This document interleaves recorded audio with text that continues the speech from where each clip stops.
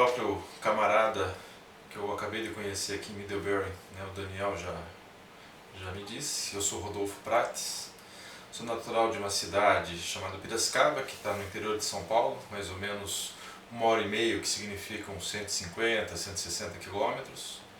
Atualmente eu moro na cidade de Curitiba, sou casado com minha esposa Mariana, pai da Beatriz, e eu tenho uma trajetória que andou um pouquinho por esses alguns estados, né, particularmente dois. Eu saí de Piracicaba, fui para São Paulo, onde eu me graduei em Geografia pela Universidade de São Paulo, onde eu fiz o mestrado também, e sou doutor em Economia também pela Universidade de São Paulo.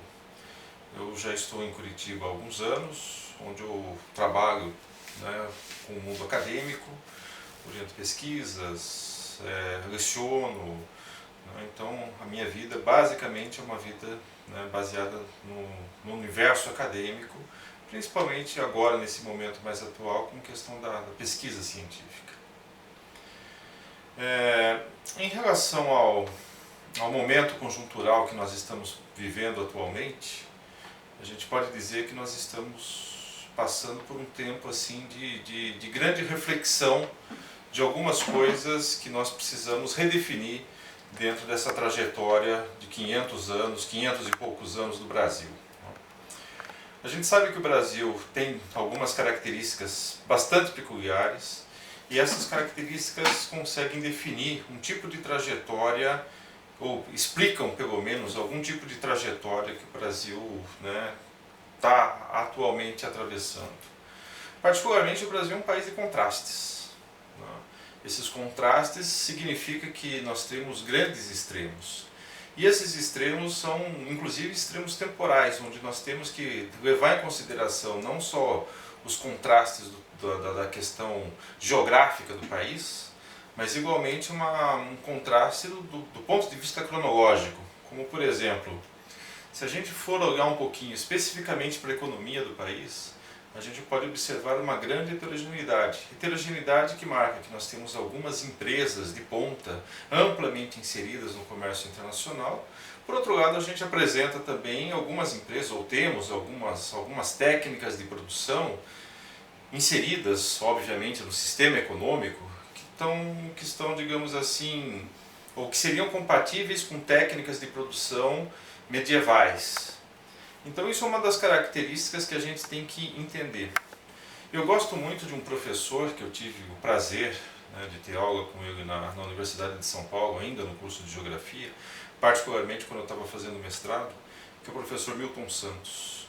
Ele falava justamente que nós estamos passando, não só o Brasil, mas uma reflexão um pouco mais geral sobre o mundo, que nós estamos passando por um chamado período técnico-científico informacional.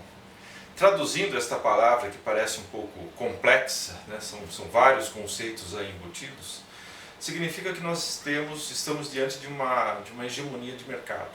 O mercado, né, as relações de produção, de consumo, na sua escala enésima, elas estão vigentes em pleno vapor. Né? E quando nós colocamos essa percepção, esta regra de mercado, para um país com uma grande heterogeneidade, tanto do ponto de vista econômico, quanto do ponto de vista social, quanto de vista do ponto territorial também, é óbvio que isso daí vai gerar um conjunto de dissabores assim, para o andamento dos elementos constitutivos que nós temos no Brasil, que é de uma complexidade também extremamente grande. Recentemente eu tenho estudado bastante temas relacionados com questões ambientais, que é uma das grandes áreas de junção entre a geografia e a própria economia. E um dos temas que é muito valioso do meu ponto de vista é justamente a questão da Amazônia. Por que a questão da Amazônia? Porque basicamente nós estamos analisando um processo em curso. Por exemplo, a ocupação em outros estados que nós temos no Brasil já está devidamente consolidada.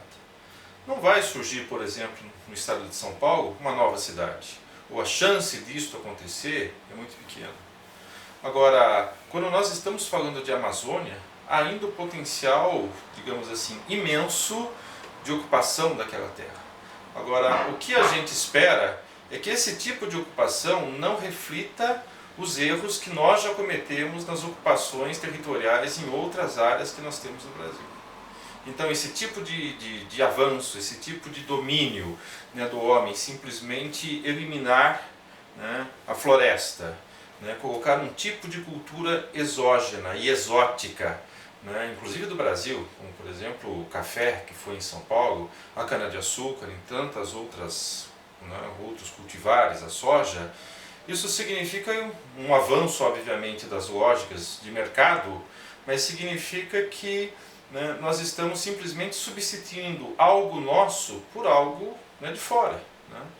E assim, o grande potencial que nós temos em manter a floresta em pé, em fazer com que as culturas tradicionais, dos povos tradicionais, revelem igualmente uma nova perspectiva, né, de harmonização desses diversos interesses que nós temos, é de fato alguma coisa que nós devemos refletir com muito mais atenção, com muito mais especificidade, com muito mais energia, para conseguir um tipo de desenvolvimento, inclusive para o país, não só do ponto de vista regional, mas um tipo de desenvolvimento nacional, que seja mais equilibrado e que seja mais distribuído para todas as pessoas, né, para todos os brasileiros.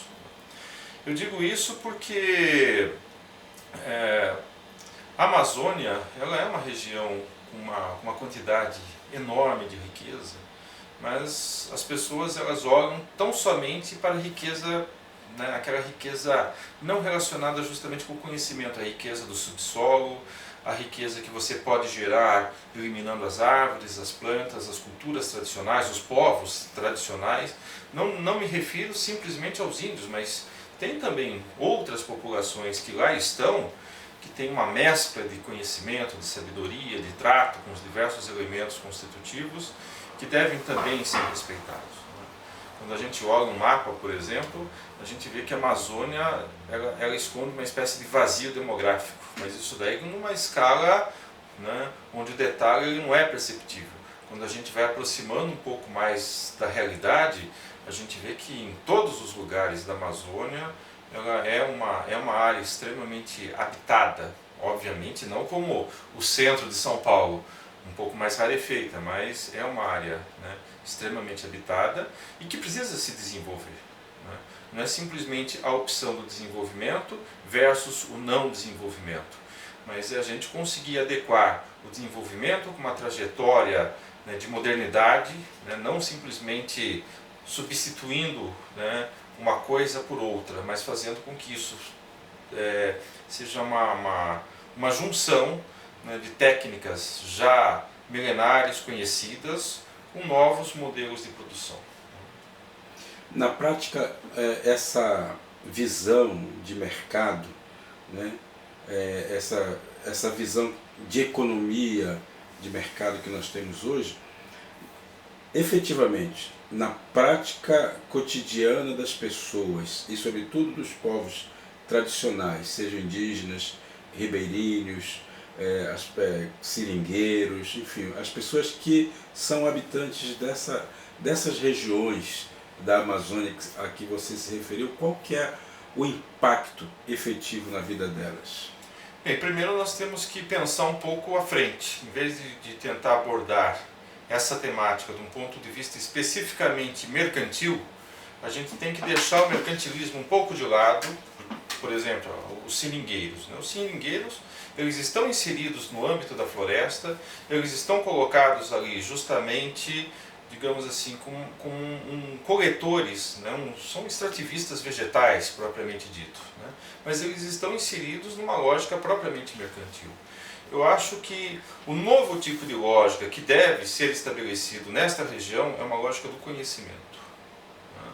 E esse conhecimento pode ser, ou pode envolver, né, as diversas populações que nós temos lá. O conhecimento de fato dos ribeirinhos, o conhecimento dos povos tradicionais, dos indígenas, dos próprios seringueiros. E para isso nós precisamos estabelecer, como já houve alguma tentativa um pouco frustrada no passado, como por exemplo o Bioamazônia, que foi uma tentativa, digamos assim, inicialmente conceitualmente correta, mas que daí passou por alguns entraves burocráticos que nós tivemos no seu desenvolvimento.